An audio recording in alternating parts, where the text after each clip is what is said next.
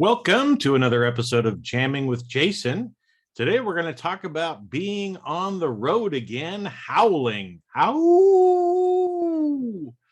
So you might be wondering, what the heck are we talking about today? Is that the Willie Nelson song, or I don't know? Stick with me, because whatever you do, you're going to want to listen to this entire episode, because as you listen, there's going to be some different things that come up, and something is going to be exactly what you need to hear today. So today's episode is inspired by a little road trip that I took up to Northern California here this last week, and just want to share that with you. So here we go. Let's roll the episode.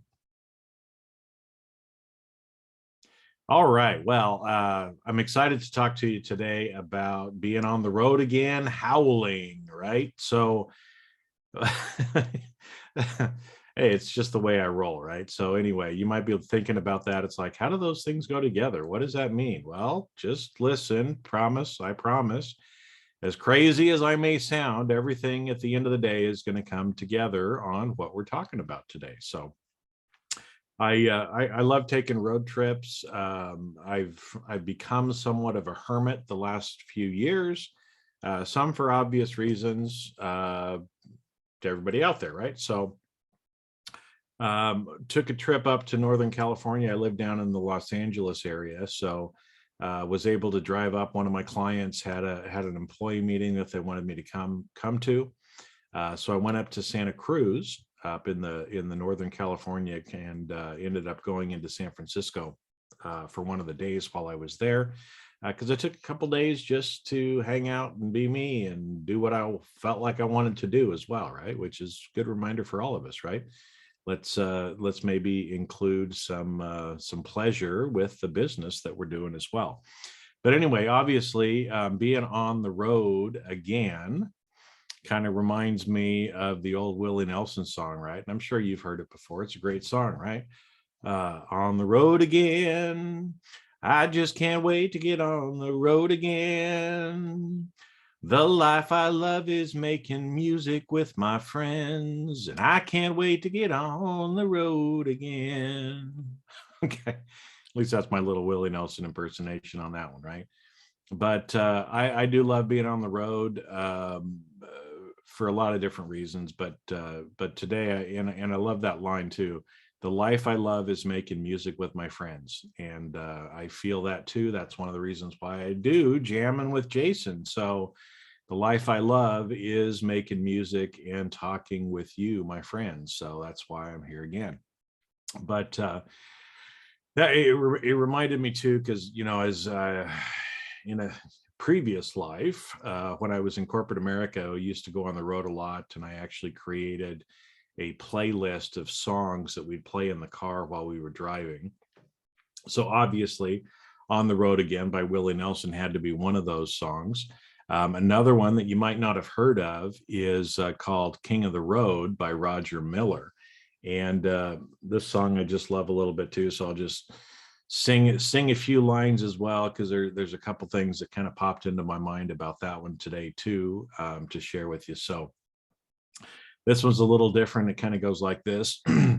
Trailer for sale or rent, rooms to let 50 cents, no phone, no pool, no pets, I ain't got no cigarettes, but 2 hours of pushing broom buys an 8 by 12 4-bit room. I'm a man of means by no means, king of the road. I just love that song anyway too. So it's got a lot of imagery for me, because effectively it's a song that's kind of about hobos, which were people that, especially back in the Great Depression, would hop on trains, get into box cars, and just ride around the country trying to find work, and go in different places. And interestingly enough, so the term hobo, right, which you normally think of as being somebody who doesn't have a home, is homeless and just kind of wanders around. actually comes from Hoboken, New Jersey, which is interesting because that was kind of from the railroad's perspective, especially if somebody was in New York City, they'd go across the Hudson River into Hoboken, New Jersey. They'd hop on the trains there at Hoboken, and then ended up going all across the U.S.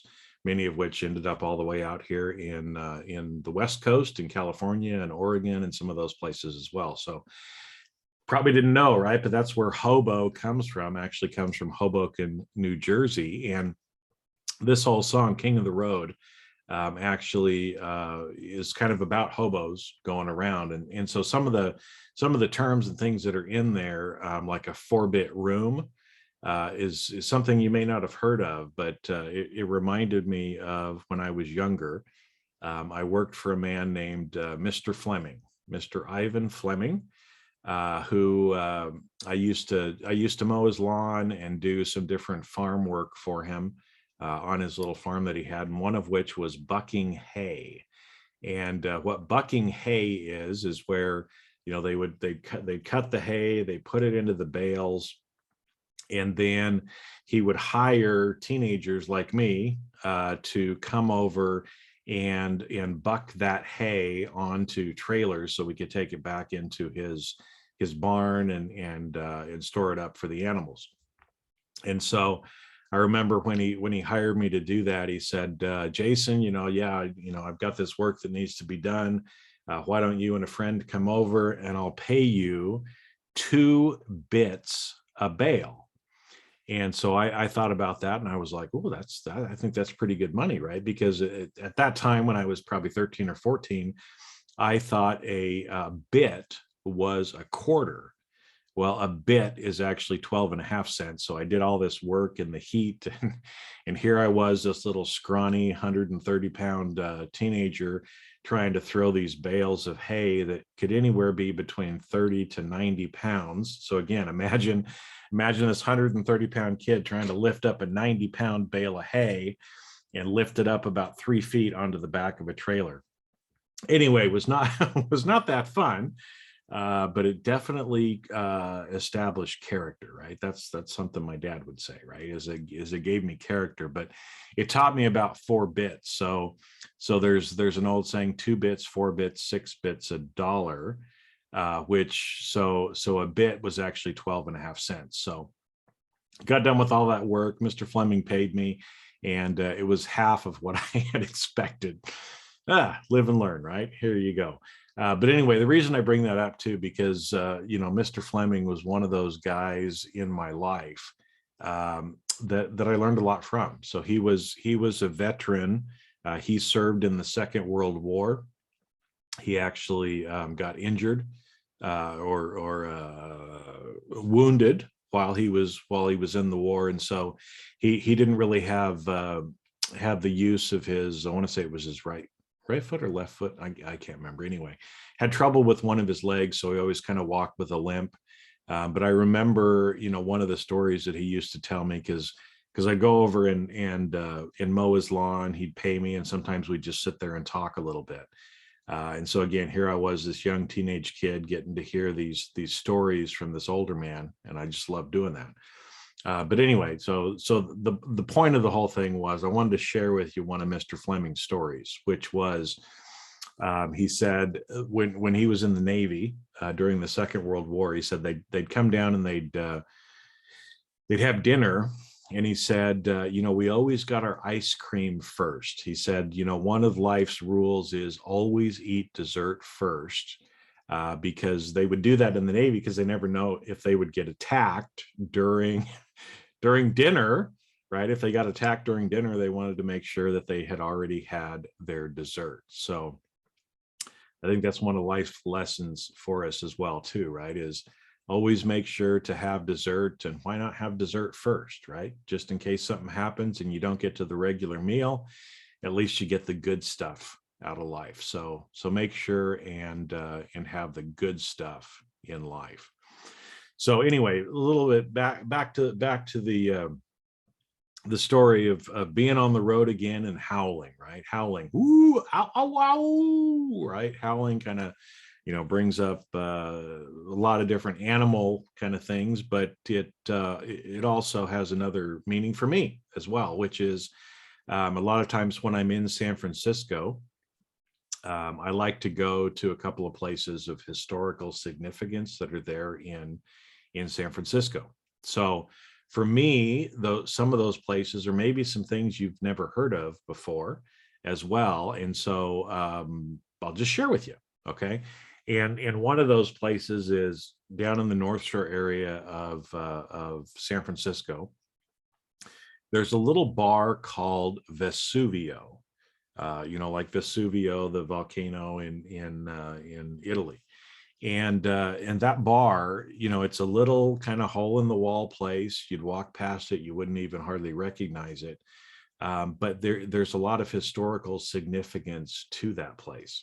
In fact, back in the 50s and 60s, that was a hangout for a lot of people that are very famous, people that you might have heard of, some of the people that you might not have heard of, right? So when I was in there this last time, I saw, there's a picture of Bob Dylan standing next to one of the windows outside. So of course, being the nerd I am, I had to go outside and stand where Bob Dylan stood, right? Where I saw him in the picture.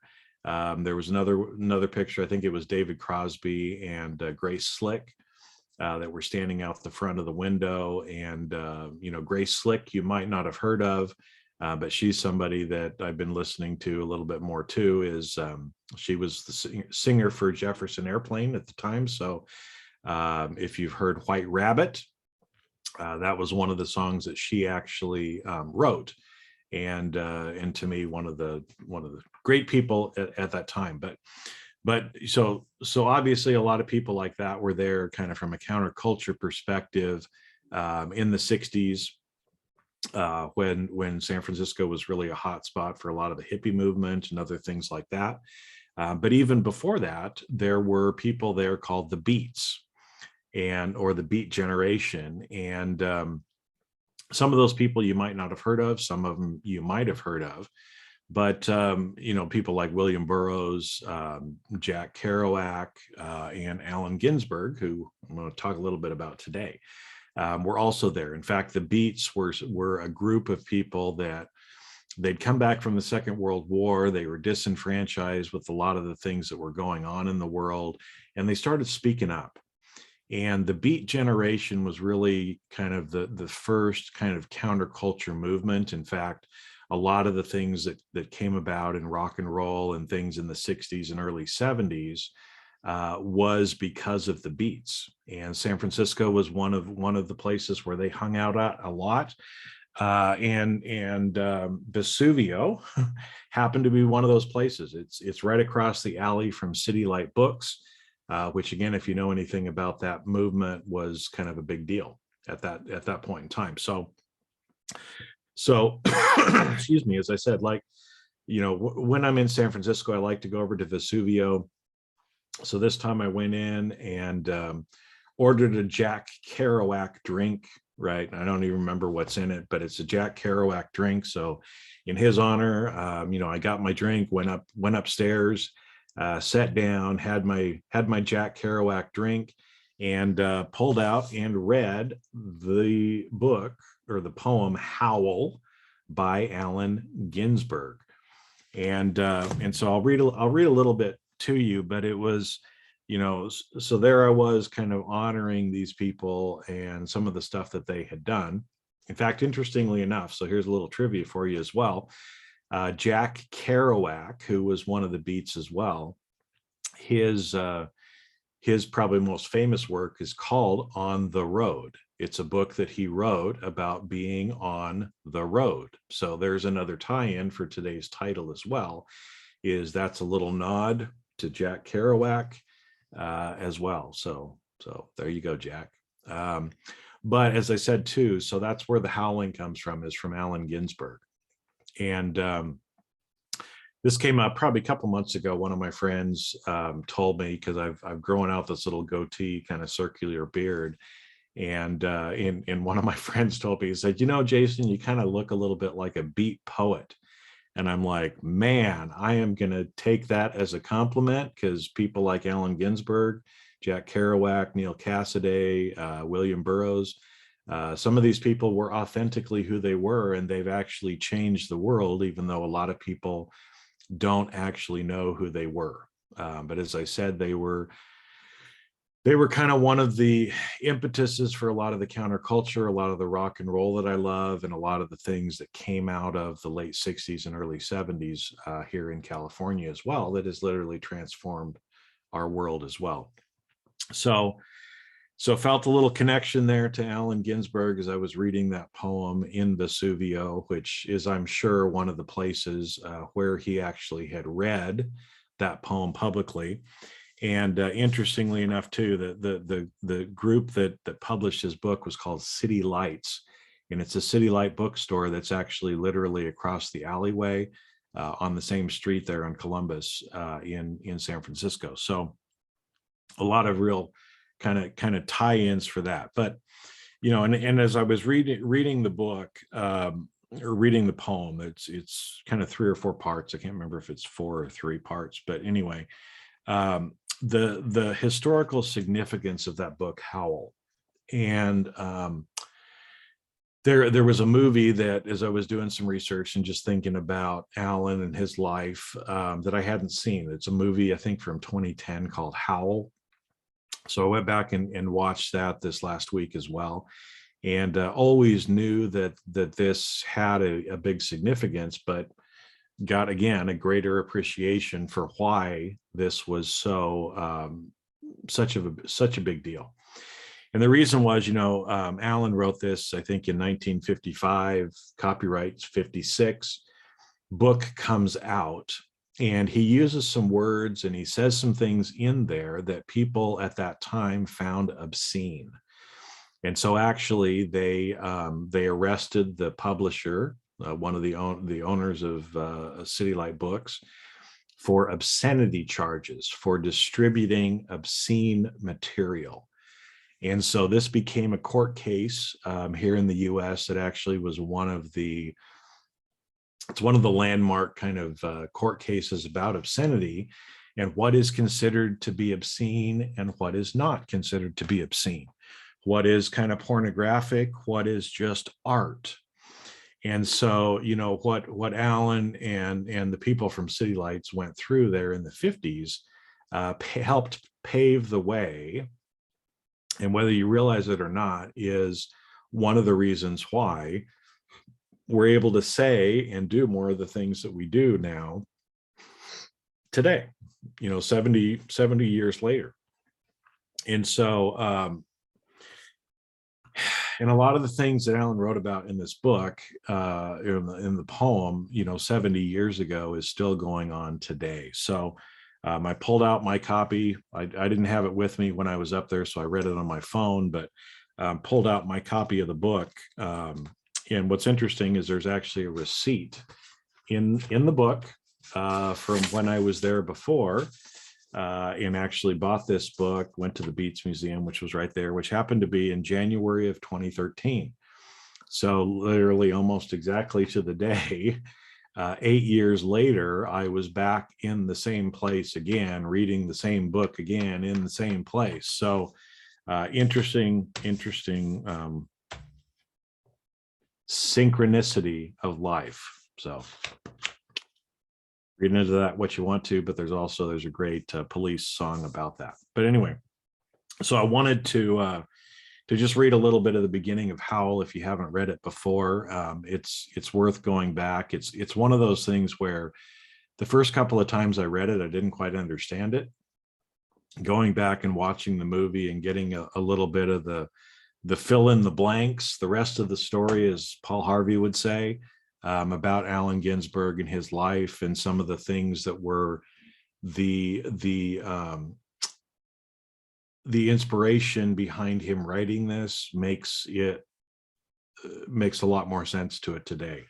But if you've never, there's great imagery in this, and I just wanted to share a little bit with you, and then share one more thing as I was reflecting on my trip on the road again as well. So this is how Howl actually starts. It says, I saw the best minds of my generation destroyed by madness, starving, hysterical, naked, dragging themselves through the Negro streets at dawn, looking for an angry fix. Angel-headed hipsters burning for the ancient heavenly connection to the starry dynamo in the machinery of night, who poverty and tatters and hollow-eyed and high set up smoking in the supernatural darkness of cold water flats floating across the tops of cities, contemplating jazz. Now, that's just the first part of it. And again, many of you, as I'm sitting there reading this to you, you might be going, what? What? Well, I'll let you go back and read this in more detail if it feels like what you want to do. But let me just throw out a couple of things there. That the best minds of my generation were destroyed by madness. We still see that today. Some of the best minds in our world are destroyed by madness. They're starving, they're hysterical and naked. Not physically, right? Just like I'm wearing clothes right now, but poetry is all about imagery, folks. Angel-headed hipsters. Is hipsters a word that we're using again now? 70 years later? Kind of interesting, isn't it? But that these hipsters are burning for the ancient heavenly connection to the starry dynamo in the machinery of night. There's great imagery in that. And it's one of those things that, again, this was happening back in the 50s and 60s and early 70s, and then we kind of lost touch with it. But it's happening again, where so many of us are burning for the ancient heavenly connection. And again, I'll let you read into that what you want to read into. But more and more of us now are longing for and wanting to connect in more than just a physical, in more of a spiritual, metaphysical, esoteric way in this life. And anyway, I'll just stop that for today. But again, if that sparks something in you, go out, get Howl, maybe watch the movie, read through it and think about it for yourself as well. Okay, the last thing that I wanted to really share with you today is a little lesson, again, that just kind of, pricked myself as I was on the road howling this last week. And what that is relates to GPS. So if you're familiar with California and how the landscape works, it's about a 5 or 6 hour drive from where I live up to Northern California. And there's a couple of different ways that we can take the freeways to drive and get up there. But because of the way that California is set up, there's only a couple of ways to go. And you have to kind of choose to drive up kind of two different valley areas because of the way we have kind of mountain ranges that go north and south in our state. And there's only a couple of places where you can actually get from these internal valleys all the way over to be able to get to the coast. And so, if I'm driving from here to San Francisco, it's pretty much a straight shot all the way up on the freeway. And then there's two different ways to go into the peninsula at that point. But to go to Santa Cruz, which is a little south of San Francisco, there's 3, 4, 5 different ways that you can go and kind of wind your way, across those mountains at different points in time. So, on the way up, I kind of chose to drive a certain way. I started off, I drove that way. And then as I got closer to Santa Cruz, I put in the coordinates for where I needed to go for the hotel for my meeting. And, because like I said, there's a lot of different ways that I could get there. Well, on the way back, and the reason for that is because, like I said, it's kind of tricky. Once you get to certain highways, and it's like, I know my way all the way back from that point, just like I knew my way from where I was at most of the way, all the way up until it got to the very end. I needed a little help.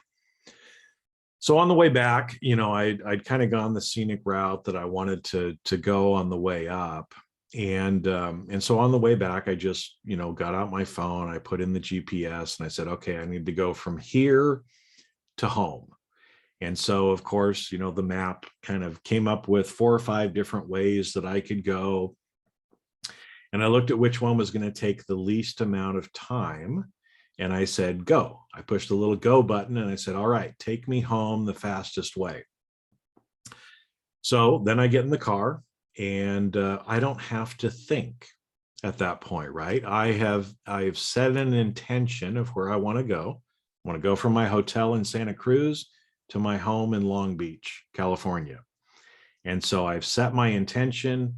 I've put in the coordinates. I hit go, and now I could sit back. I could just drive, enjoy listening to the audiobook that I was listening to, and make the different turns where the phone was telling me to turn. So as I'm driving along, and again, I'm in Northern California, so I need to go south to get back to my home, which is south of where I was at.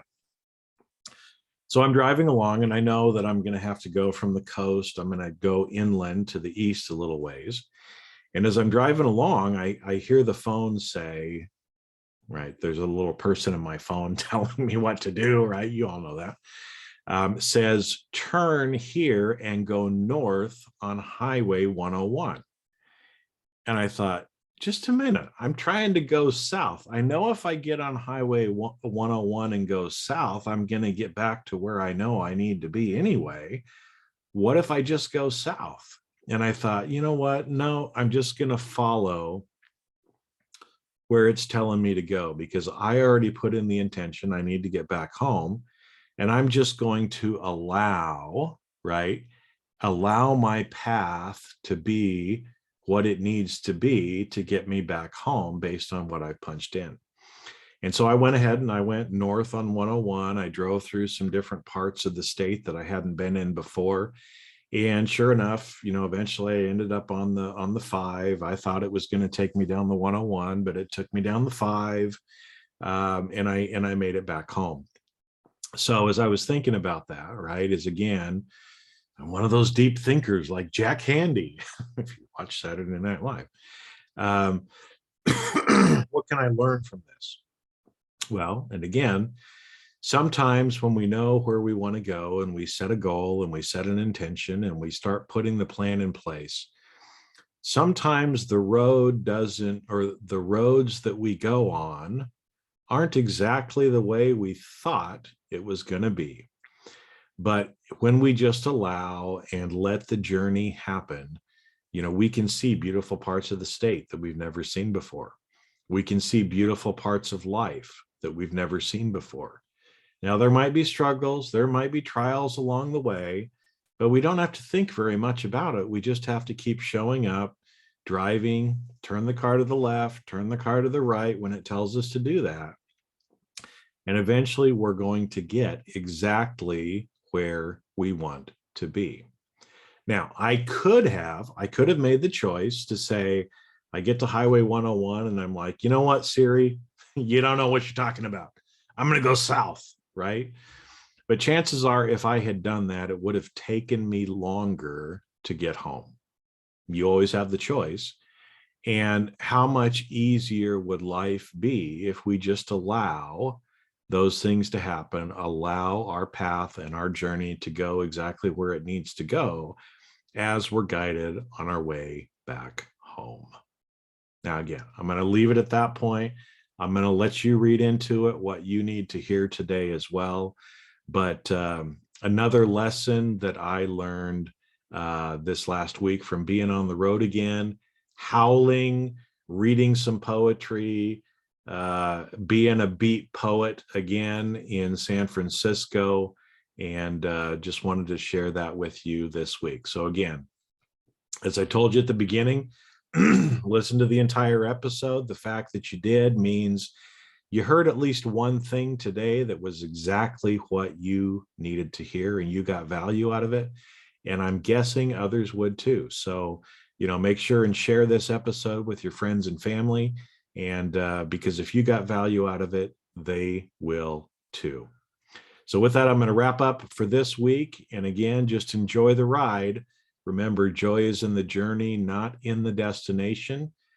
So when you're on the road again, howl, plug in the GPS, allow, and enjoy the ride. And I will see you on the next episode of Jammin' with Jason. Have a great week. Out on the road again, making music with my friends.